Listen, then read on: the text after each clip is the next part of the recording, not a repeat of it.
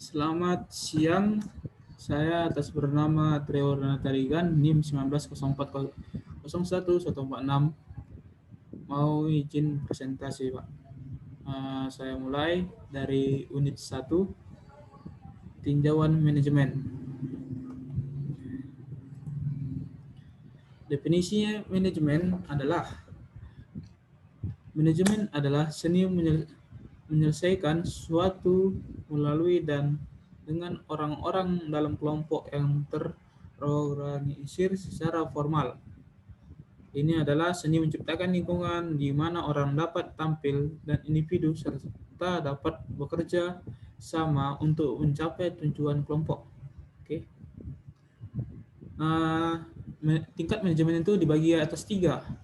Ada top level, middle level, lower level. Inilah table dari unit manajemen. Itulah tadi dibagi 3, manajemen puncak, manajemen menengah, dan manajemen bawah. Kita mulai dari manajemen puncak dari sini ya.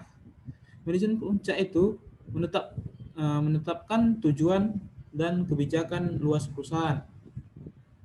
Yang kedua, mengeluarkan instruksi yang diperlukan untuk persiapan anggaran, departemen, prosedur, jadwal, dan lain-lain. Yang ketiga, mempersiapkan rencana strategis dan kebijakan untuk perusahaan. Oke, yang kedua, tujuan manajemen menengah. Tujuannya adalah melaksanakan rencana organisasi sesuai dengan kebijakan dan arahan manajemen puncak. Yang kedua, membuat rencana untuk summit organisasi.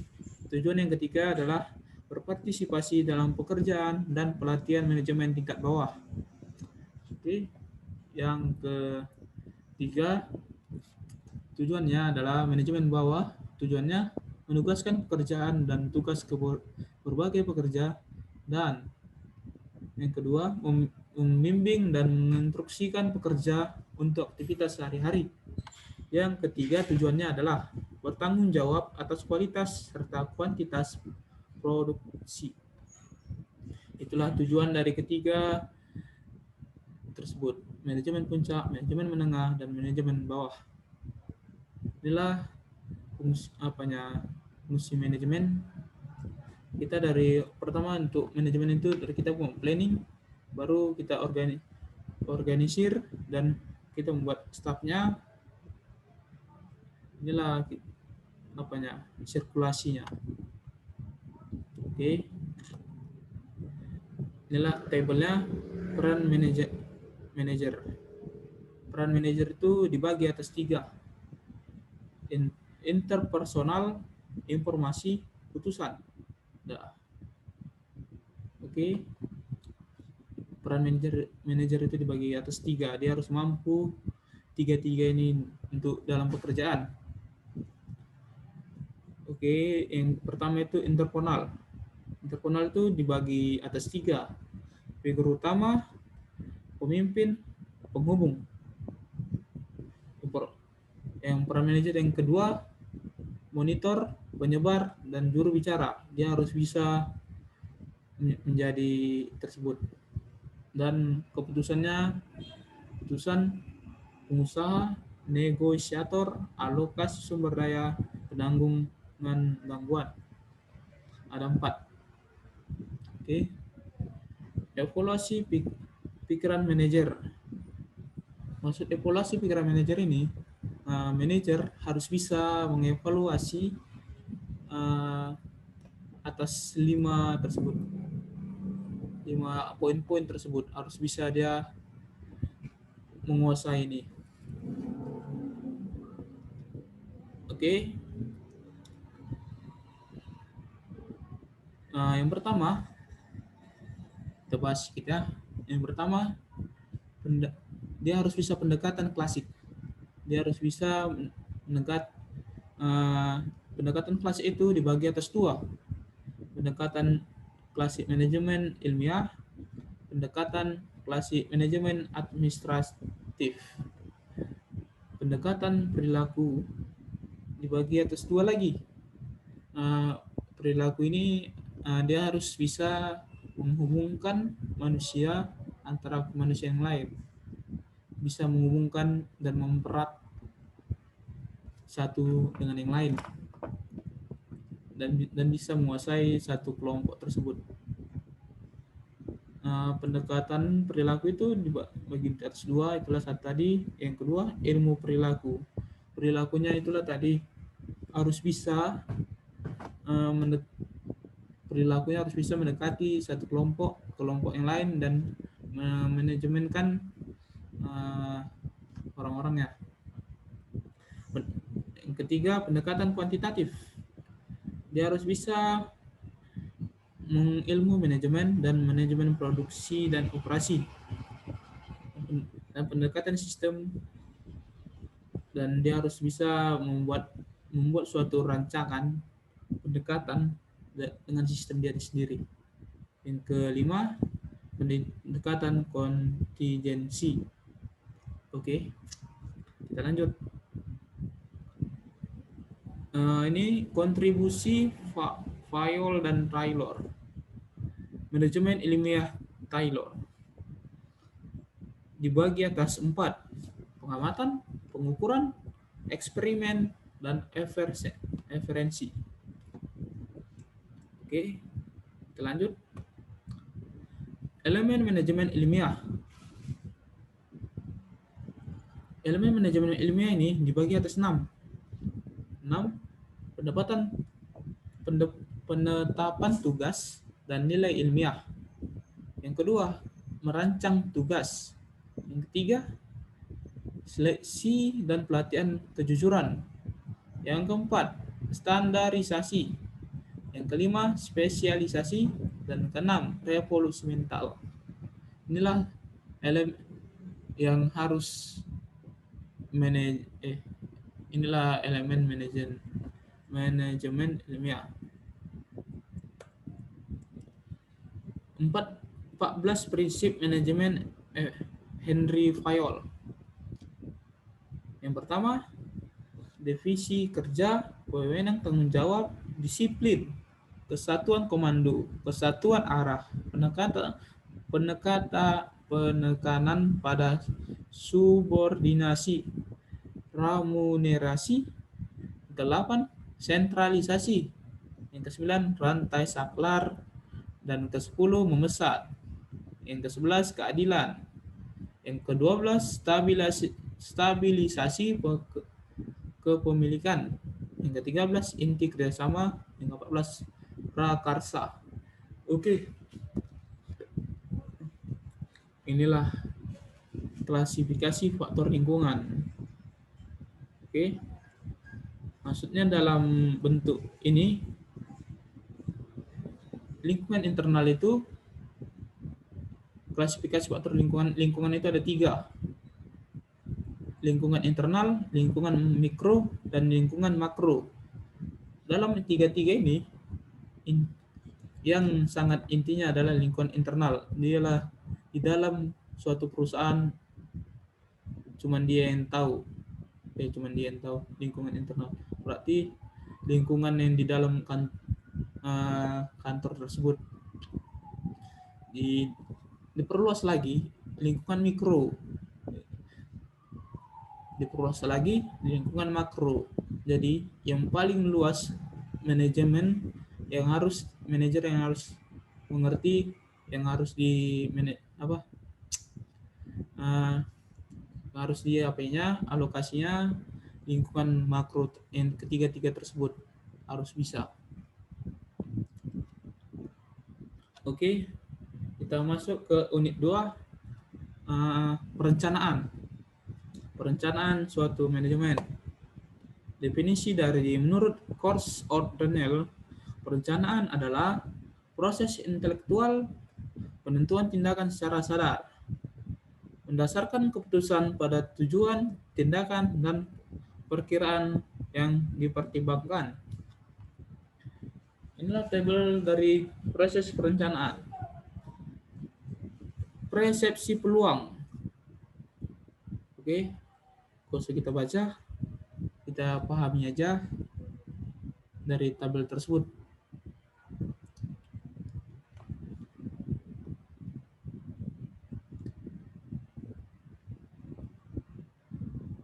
Oke, kita bahas sedikit aja.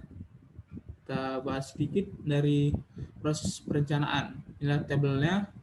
Proses peluang itu harus kita mengerti dulu. Baru yang kedua, menetapkan tujuan. Tujuannya harus jelas apa yang kita tuju. Walaupun sudah dituju, harus kita timbang lagi, mempertimbangkan ya apa yang kita tuju itu. Baru berikutnya, identifikasi alternatif. Kita harus harus kita tinjaukan dulu, kita pertimbangkan, kita identifikasi dulu lagi supaya memperjelas. Yang keempat, evaluasi alternatif. Yang sudah kita tinjau, kita timbangkan, dan identifikasi, kita evaluasi lagi kepada tim-tim kita. Itulah sebagainya. Baru yang kelima, pilihan rencana alternatif. Kita pilihlah rencana-rencana kita, apa yang mau kita bikin dari tersebut. Baru yang keenam, kita perumusan rencana pendukung. Inilah perumusan rencana pendukung ini harus kita tahu, harus kita rencanakan dulu supaya perencanaan kita ini jelas. Oke, yang terakhir, menetapkan urutan kegiatan. Oke, inilah yang terakhirnya sudah kita semua, baru kita tetapkan semua.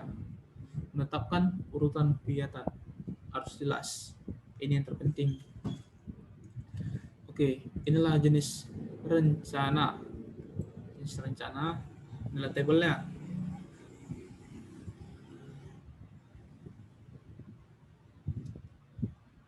Kita baca sedikit aja. Jenis rencana itu dibagi atas 4. Yang poin-poin terbesarnya: rencana strategis, rencana taktis, rencana operasional, dan rencana kontingensi. Oke, rencana strategis dibagi atas 3 lagi. Rencana strategis itu harus ada misi, tujuan atau sasaran, dan strateginya harus jelas. Dan yang rencana operasional dibagi atas 2. Paket sekali pakai, baru rencana tetap. Walaupun dia, pokoknya rencana tetapnya itu harus jelas lah. Tujuannya, menurut Kortz dan O'Donnell, tujuan adalah istilah yang biasa digunakan untuk menunjukkan titik akhir dari program manajemen. Kita udah harus jelas titik terakhirnya dari kita, apa yang kita bikin, dari tujuan apa yang kita bikin. Oke, kita lanjut. Manajemen berdasarkan tujuannya. Manajemen berdasarkan tujuan ini harus ada 4. Yang pertama, menetapkan tujuan. Menetapkan tujuan itu harus jelas. Yang kedua, mengembangkan rencana aksi. Udah kita tetapkan tujuan kita. Udah. Baru kita kembangkan rencana kita ini, apa yang mau kita tuju. Sudah kita kembangkan. Masuk yang ketiga ini, meninjau kemajuan. Oke. Udah kita tetapkan, udah kita buat di lapangan, kita tinjau kemajuan kayak mana. Kita tinjau tujuannya kayak mana, kemajuannya sampai gimana, apanya semua kita tinjau, baru kita nilai. Yang keempat ini, pas ini ya. Yang keempat, penilaian kinerja. Harus kita nilai, kita timbang lagi untuk kedepannya, untuk memperbaiki dan memperbaiki lagi. Oke, inilah strategi dari manajemen. Strategi manajemen itu sebenarnya banyak, tapi kita ini baru tahu. Bukan kita sih. Kita ini harus tahu strategi manajemen itu. Pertama, kalau mau kita sukses dalam strategi manajemen kita, Kalau bisa kita masuk ke organisasi, baru analisis industri, baru profil perusahaan, baru orientasi nilai dan visi eksekutif, baru misi tujuan utama dan maksud strategi. Yang keenam, lingkungan eksternal saat ini. Harus tahu kita lingkungan kita kayak mana, lingkungan di luar kita kayak mana. Harus tahu dan paham atas semua itu. Oke. Berikutnya lingkungan internal. Lingkungan lingkungan internal itu ya kita lagi dalam itu suatu perusahaan itu kayak mana. Baru berikutnya pengembangan strategi alternatif. Berikutnya evaluasi dan pilihan strategi dan berikutnya perencanaan jangka menengah pendek, jangka menengah atau dan pendek. Maksudnya perencanaan jangka menengah ini atau pendek,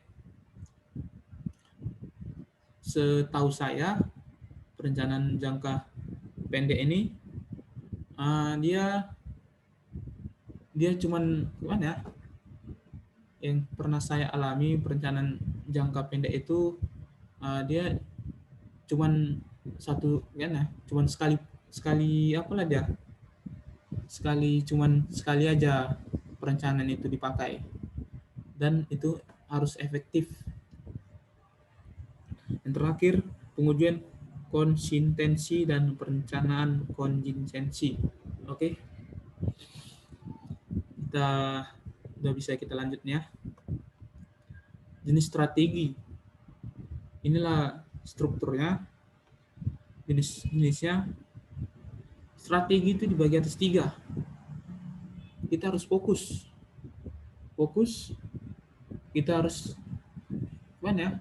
Kita harus fokus terhadap apa yang kita bikin, apa yang kita buat sama strategi kita itu. Kita harus fokus. Dah, yang kedua, diferensiasilah kegiatan kita itu, strategi kita itu. Yang ketiga, harus kita manajemen lagi kepemimpinan biaya yang kita buat, harus jangan mana ya, jangan rusuh mana ya bilangnya, jangan bimbang lah terhadap kepemimpinan biaya, harus tetap dia. Inilah ketiga strukturnya. Oke, kebijakan. Kita jelaskan sedikit. Kebijakan adalah pernyataan atau pemahaman umum yang memandu pemikiran manajer dalam pengambilan keputusan. Oke, sampai sini udah paham kan? Nah, ini pengertiannya lagi, pengambilan keputusan. Pengambilan keputusan itu adalah pemilihan berdasarkan beberapa kriteria dari 2 atau lebih kemungkinan alternatif.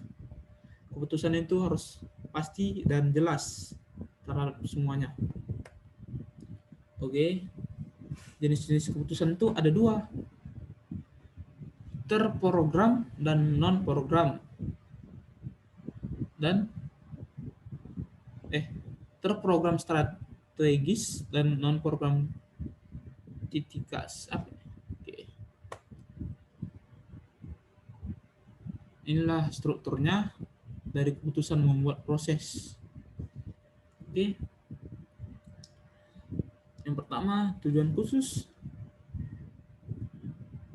Strukturnya lagi. Yang kedua, identifikasi masalah. Harus kita identifikasi masalah apa yang kita jalani. Yang kedua, cari alternatif. Kalau tidak bisa yang lain, cari lagi. Sudah kita cari, evaluasi alternatif tersebut. Yang kelima, pilihan alternatif. Kita harus pilih yang cocok untuk kita jalani.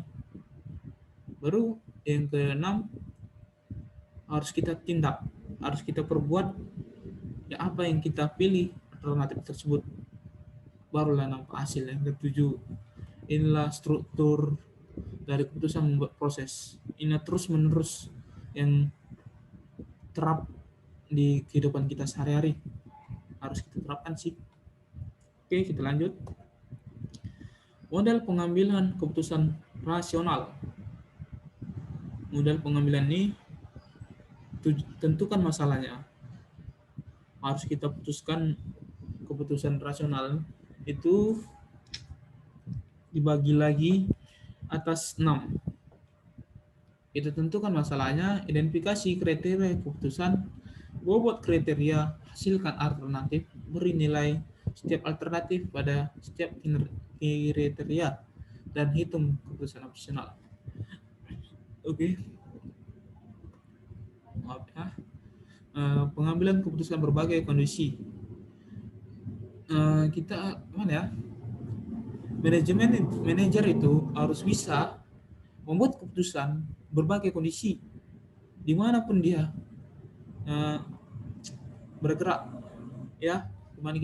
Dimana seorang manajer ini ditetapkan pekerjaannya di suatu dimanapun, harus ada kepastian.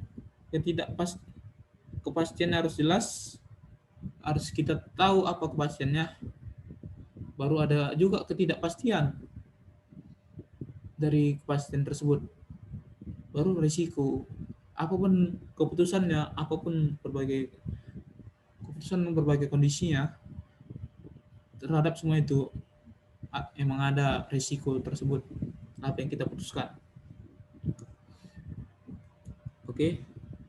Mengorganisasi yang unit ketiga. Kita masuk ke unit ketiga, mengorganisasi. Organisasi itu tersebut menurut Coates dan O'Donnell adalah organisasi melibatkan pengelompokan kegiatan yang diperlukan untuk mencapai tujuan dan rencana. Oke. Penugasan kegiatan ini ke departemen yang sesuai dan penyediaan wewenang, delegasi, dan koordinasi. Oke, sampai sini udah paham kan? Apa itu definisi dari mengkoordinasi? Oke, kita lanjut. Sifat atau karakteristik organisasi. Sifatnya itu atau karakteristiknya itu ada 8. Yang pertama, divisi kerja. Yang kedua, koordinasi. Yang ketiga, pluralisasi orangnya. Yang keempat, tujuan umumnya. Yang kelima, wewenang dan tanggung jawab yang jelas. Yang keenam, struktur hubungan. Yang ketujuh, mesin manajemen. Yang kedelapan, proses universal. Oke, kita lanjut. Keuntungan dari penataan. Oke. Yang pertama, peningkatan efisiensi manajerial. Yang kedua, pemanfaatan sumber daya yang tepat. Yang ketiga, komunikasi suara mungkin. Yang keempat, memfasilitasi koordinasi. Yang kelima, peningkatan spesialisasi. Yang keenam, bermanfaat dalam perluasan. Proses penataan itu dibagi lagi atas 5. Penentuan tujuan, penghitungan tujuan, klasifikasi kegiatan, pendelegasian wewenang, dan penugasan tugas. Struktur organisasi. Prinsip struktur organisasi itu dibagi atas 4. Hubungan lini dan staf, departementalisasi, rentang kontrol, desentralisasi, dan sentralisasi. Kita lanjut lagi. Organisasi formal dan informal. Oke. Ciri-cirinya itu dari kita coba dulu ya, kita bahas dulu organisasi formal. Ciri-cirinya ada 2 itu. Ya, yang kita ambil intinya aja ada 2, sebenarnya banyak sih. Oke. Ciri-cirinya, struktur organisasi formal ditetapkan oleh manajemen puncak untuk mencapai tujuan organisasi. Yang kedua, Organisasi formal mengatur hubungan di antara orang-orang yang bekerja dalam organisasi. Keuntungannya, struktur organisasi formal berkonsentrasi pada kerjaan yang akan dilakukan. Yang kedua, organisasi formal terikat oleh aturan regulasi dan prosedur. Setiap apa itu setiap keuntungan pasti ada kerugian, walaupun sedikit sih. Yang pertama, organisasi formal tidak mempertimbangkan sentimen anggota organisasi. Yang kedua, organisasi formal tidak mempertimbangkan tujuan individu. Oke, masuklah ke informal, organisasi informal. Ciri-cirinya adalah organisasi informal tidak didirikan oleh otoritas formal manapun. Dia berdiri sendiri dan berani. Yang kedua, ciri-cirinya organisasi informal mencerminkan hubungan antara manusia. Oke. Yang keuntungan dari informal adalah ini menyatu dengan organisasi formal untuk membuat lebih efektif. Yang kedua, organisasi informal membantu anggota kelompok untuk mencapai tujuan pribadi tertentu. Oke, otoritas, lini, dan staf. Jenis staf itu dibagi atas 3. Staf pribadi, staf khusus, dan staf umum. Inilah otoritas, lini, dan staf. 3 inilah yang terjadi di lapangan. Oke, departementasi berdasarkan strategi yang berbeda. Inilah yang terus-menerus terjadi. Oke, fungsional, masuk ke lagi produk, masuk lagi ke pelanggan, masuk lagi ke geografis, masuk lagi ke proses, masuk lagi ke matriks. Inilah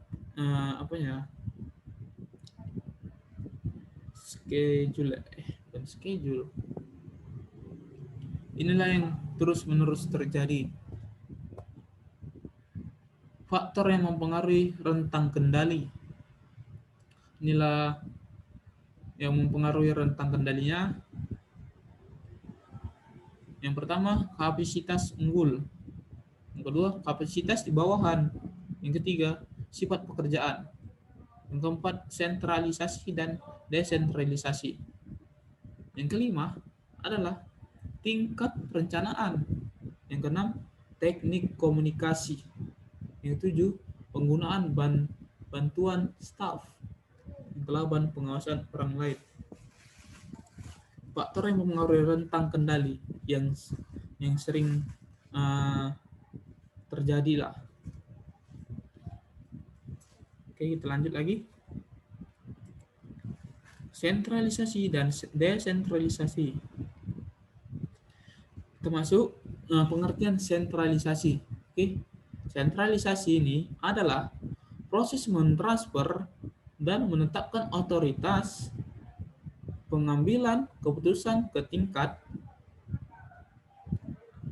tingkat yang lebih tinggi dari hierarki organisasi. Oke. Rentang kendali manajer puncak relatif luas. Oke. Dan terdapat banyak tingkat dalam organisasi. Inilah pengertian dari sentralisasi. Oke, masuk lagi ke desentralisasi adalah desentralisasi ini adalah proses mentransfer dan menetapkan otoritas yang lebih rendah dari hierarki organisasi. Delegasi kewenangan. Inilah strukturnya dari delegasi kewenangan. Elemen delegasi itu adalah intinya. Elemen delegasi dibagi atas 3. Elemen delegasi wewenang, tanggung jawab, dan akuntabilitas. Akuntabilitas. Oke, masuk lagi ke proses delegasi.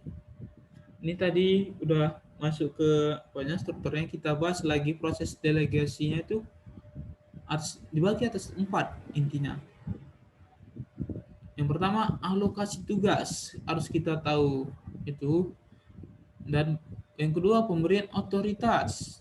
Yang ketiga penetapan tanggung jawab dan akuntabilitas. Yang keempat penciptaan akuntabilitas. Proses kepegawaian. Oke. Persyaratan tenaga kerja, pengrekrutan, seleksi, dan pelatihan pengembangan. Inilah prosesnya yang kerap terjadi di lapangan kerja tersebut. Oke. Oke. Lanjut. Pengrekrutan yang sering terjadi di lapangan kerja. Inilah yang terjadi di lapangan kerja. Identifikasi lowongan. Harus kita tahu, harus kita identifikasi dulu lowongan tersebut apa. Mampu enggak kita untuk ke situ. Penyusunan deskripsi perusahaan. Penyusunan deskripsi perusahaan ini ya kita harus tahu lah perusahaan itu gimana di dalamnya, sedikit banyaknya. Dan sumbernya harus jelas, harus pasti. Yang keempat, mengikrarkan lowongan. Yang kelima, mengelola tanggapan.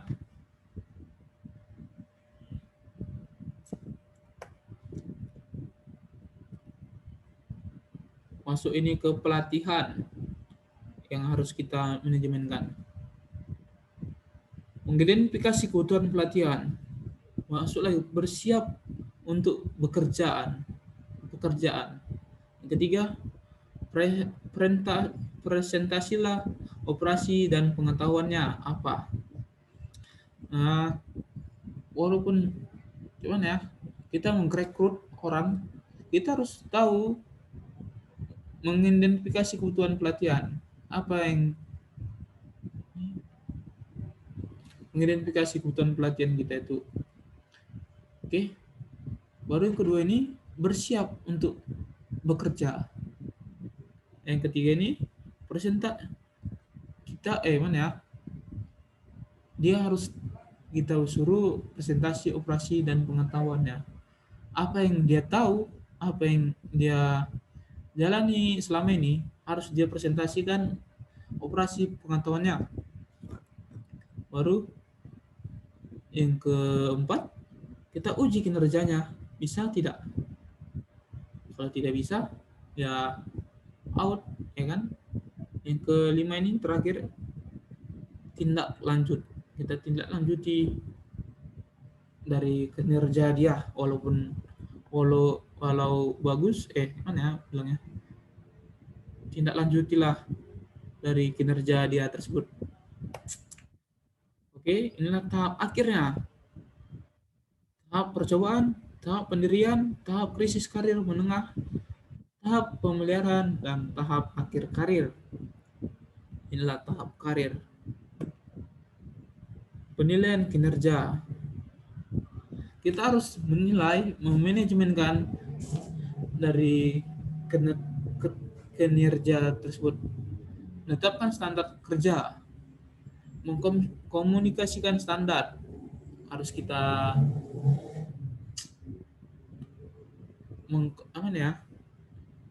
mengkomunikasikan standar. Harus kita presentasikan dulu standar kerja di lapangan kerja tersebut. Baru mengukur kinerja sebenarnya. Baru membandingkan kinerja aktual dengan yang diinginkan.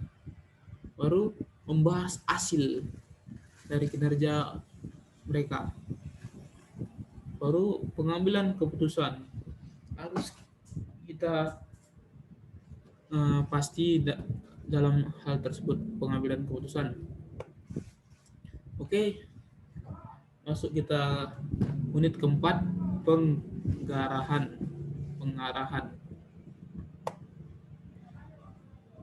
Definisi dari pengarahan adalah mengaktifkan kesepakatan dengan langkah-langkah yang diambil manajer agar bawahannya dan orang lain melaksanakan rencana. Dari pengertian tersebut adalah dari pengertian ini adalah yang membuat Newman dan Ward. Elemen pengarahan ada 3 elemen: komunikasi, pengarahan, elemen pengarahan kepemimpinan, dan elemen pengarahan motivasi. Baru kreativitas dan inovasi. Langkah-langkahnya adalah prinsip persiapan, baru investigasi, transformasi, inkubasi, dan iluminasi. Oke, adalah langkah-langkah dari kreativitas. Inilah motivasi dan kepuasan. Sifat dan karakteristik motivasi. Motivasi adalah perasaan internal. Motivasi berhubungan dengan kebutuhan. Motivasi menghasilkan sebuah perilaku berarah. Berarah sasaran. Motivasi bisa berupa positif dan negatif. Positif dan negatif ini. Maaf ya, Pak, salah ngetik.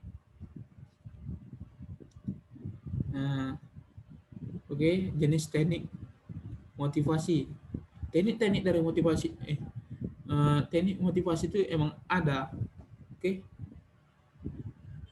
Kita ambil dari motivasi positif. Motivasi itu banyak sih yang positif. Kita ambil aja 4. Kita ambil 4. Dari kinerja, kita puji dia kinerja gimana, bagus tidak, itu udah memotivasi terus puji-pujian kita itu terhadap dia. Baru upah dan gaji ini memotivasikan seorang pekerja dalam hal tersebut. Ini sangat kalau bagus kinerja dia, ya sesuai dengan kinerja dia lah upah dan gaji dia. Baru kalau tidak bagus, ya segitu-gitu aja upahnya.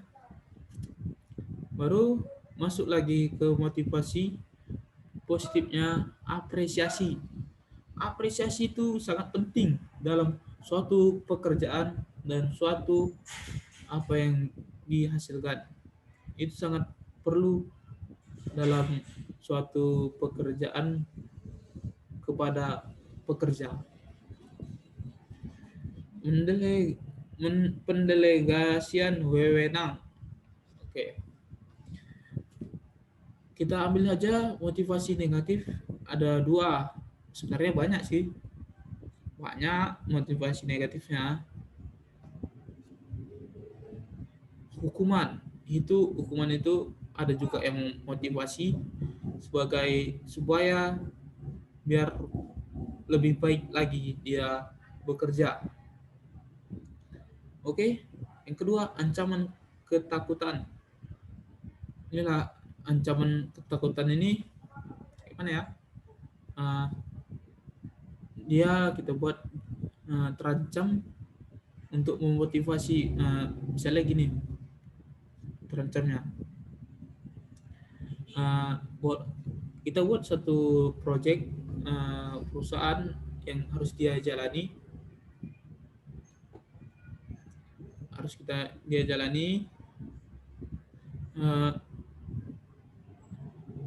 kita suruh dia membuatnya, kalau tidak bagus misalnya keluar dari pekerjaan, itu sudah ancaman, tapi memotivasi dia juga supaya lebih baik dan lebih bagus lagi.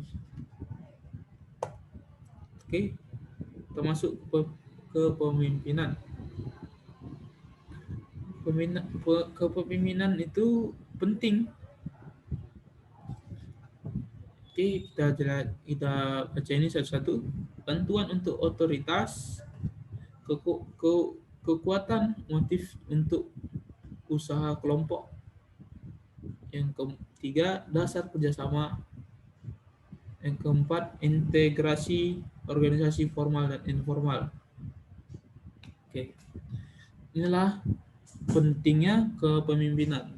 Poin-poin ini harus punya seorang pemimpin. Oke, gaya kepemimpinan itu perlu ada 3 dibagi lagi: laissez-faire, demokratis, dan otokratis. Inilah gaya-gaya kepemimpinan yang kerap terjadi di perusahaan-perusahaan di dunia ini. Ya, kalau kita menjadi pemimpin, harus kita pilih salah satu dari ketiga tersebut. Kalau ya, komunikasi menurut Coates dan O'Donnell, komunikasi itu adalah hubungan melalui kata-kata, simbol, huruf, atau pesan, dan merupakan cara anggota organisasi berbagai makna dan pemahaman dengan orang lain. Proses komunikasi itu ada. Oke, inilah tabelnya. Ada sumber, pengkodean, pesan, saluran, penguraian kode, penerima, dan umpan balik. Inilah proses komunikasi yang kerap terjadi. Oke. Hal-hal kita lanjut lagi. Hal-hal untuk komunikasi yang efektif.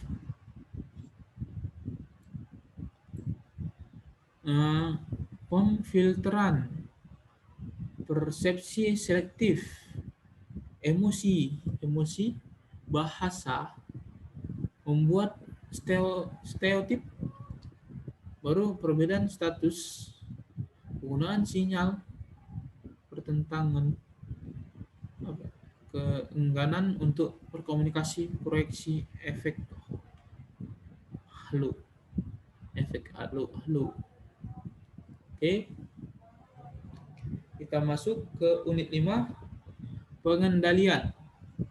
Unit 5, pengendalian. Kita lanjut lagi ya. Definisi dari pengendalian tersebut adalah, menurut Coates dan O'Donnell, adalah kontrol manajerial, menyiratkan pengukuran pencapaian terhadap standar dan koreksi penyimpangan untuk memastikan pencapaian tujuan sesuai dengan rencana. Sifat dan tujuan pengendalian. Kita ambil aja ada 6. Sifatnya 6. Pengendalian yang pertama, pengendalian merupakan fungsi penting dari manajemen pengendalian. Oke. Proses yang berkelanjutan. Ini pengendalian adalah ini dari sinilah ya. Proses yang berkelanjutan, baru kontrol maju, bekerja karena pas tidak dapat dikendalikan. Kontrol melibatkan pengukuran. Inti dari kontrol adalah tindakan kontrol. Oh, ini share ya. Pengukuran adalah sistem yang terintegrasi. Proses pengendalian, pembentukan standar, pengukuran kinerja, dan membandingkan kinerja terukurnya dengan standar yang diinginkan, mengambil tindakan korektif. Oke, pengendalian terhadap kontrol anggaran. Nah, pengendalian anggaran didefinisikan sebagai penetapan anggaran yang menghubungkan tanggung jawab efek eksekutif dengan persyaratan suatu kebijakan dan perbandingan berkelanjutan antara hasil aktual dengan hasil yang dianggarkan, baik untuk memastikan tujuan kebijakan tersebut oleh tindakan individu atau untuk memberikan dasar bagi kebijakan tersebut. Klasifikasi anggaran, kita masuk judul baru. Klasifikasi anggaran itu waktu, kondisi, kapasitas, cakupan. Oke, dari waktu kita ya. Anggaran jangka panjang. Anggaran jangka panjang ini, kalau yang sudah saya terapkan itu, anggaran jangka panjang itu mana ya? Kayak misalnya contohnya ya uang kuliah aja. Oke. Anggaran jangka panjang itu, itulah anggaran yang mana ya? Anggaran itu ada dan selalu ya terhadap program itu ya panjang dia. Ya gitulah. Oke. Anggaran jangka pendek. Kayak anggaran jangka pendek itu kita buat contohnya membeli alat gambar untuk teknik untuk menggambar di teknik mesin. Itu anggaran jangka pendek menurut saya. Anggaran jangka pendek. Misalnya gini, kita beli ya alat gambar cuma sekali, tidak terus-terusnya.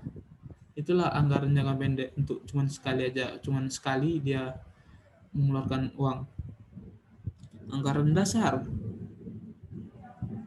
Anggaran dasar itu ya misalnya gini contohnya. Kita suatu perusahaan itu mempunyai anggaran dasar. Ya gimana ya, kita membangun toko, anggaran dasar itu ada. Itulah anggaran dasar. Anggaran saat ini baru anggaran tetap. Anggaran tetap itu misalnya kita punya toko, oke? Yang tadilah kita punya toko, anggaran tetapnya. Membayar listrik, membayar ya keperluan-keperluan yang lain, membayar gaji pegawai, itulah anggaran tetap, harus dibayar ya, tetap tidak akan berubah-berubah itu tersebut. Aduh kayak gini.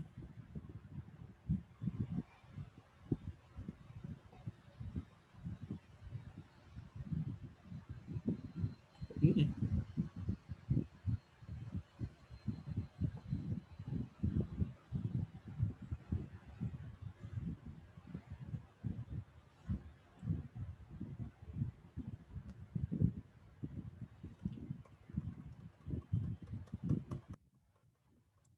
Sorry Pak, ada tidak kenyamanannya, soalnya laptop saya bermasalah ini Pak, sedikit, maaf ya Pak.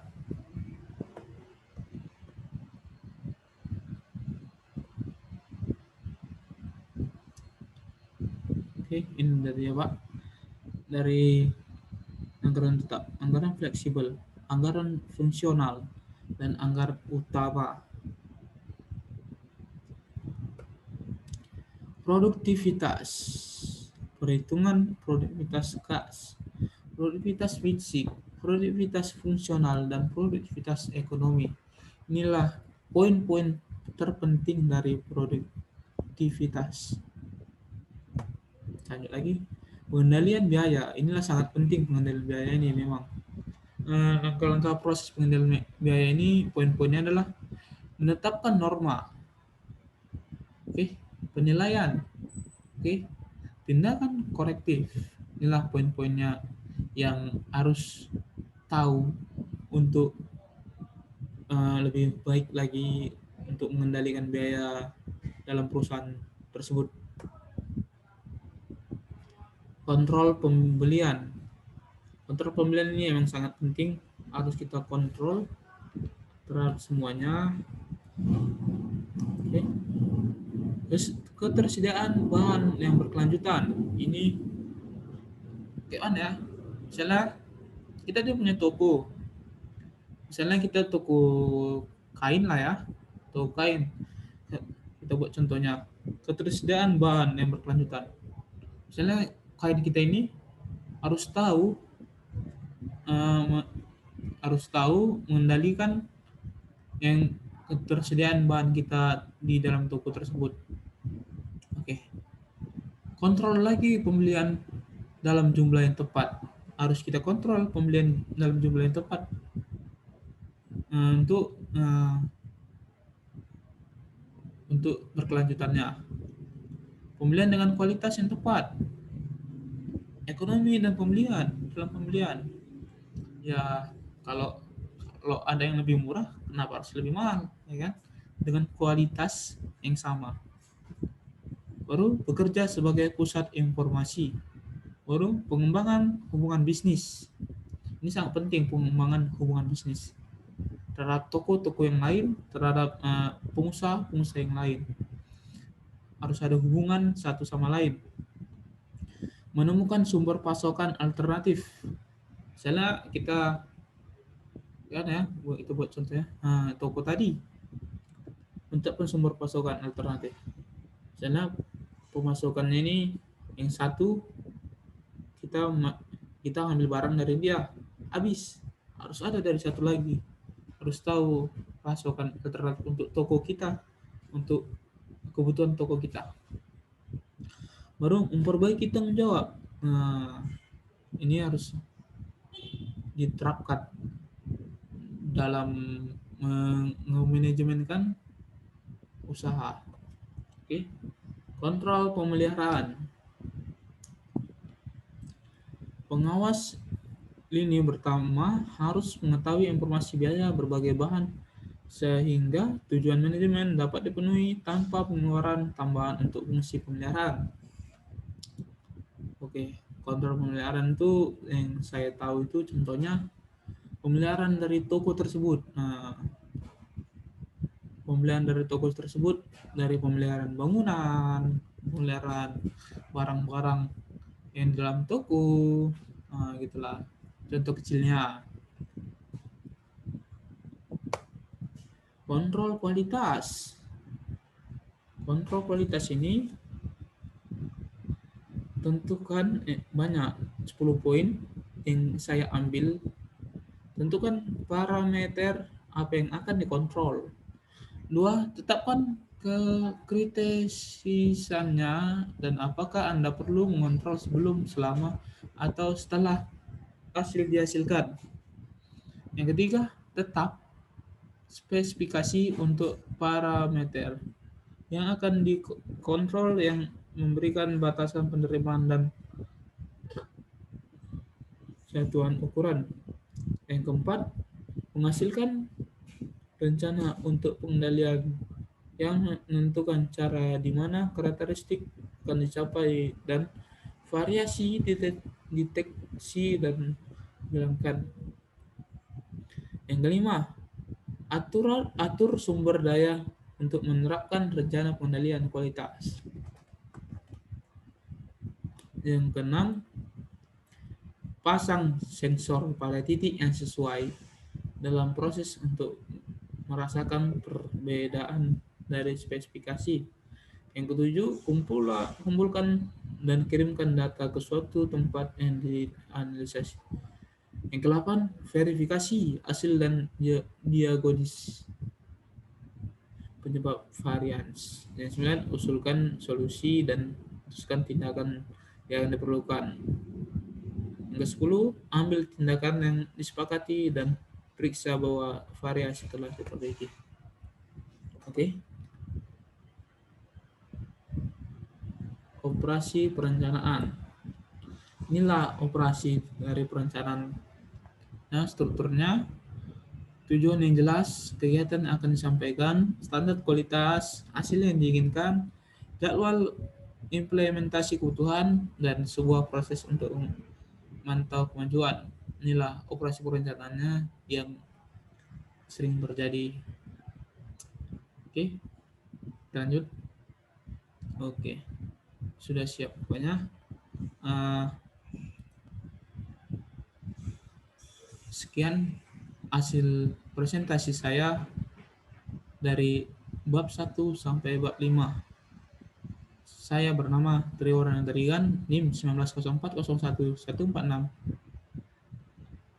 Minta maaf apabila ada kesalahan, apabila kosakata saya salah, apabila saya melakukan tindakan yang tidak apa mana yang tidak seono-ono. Oke, saya minta maaf Pak. Sekianlah dari presentasi saya. Terima kasih Pak. Selamat siang.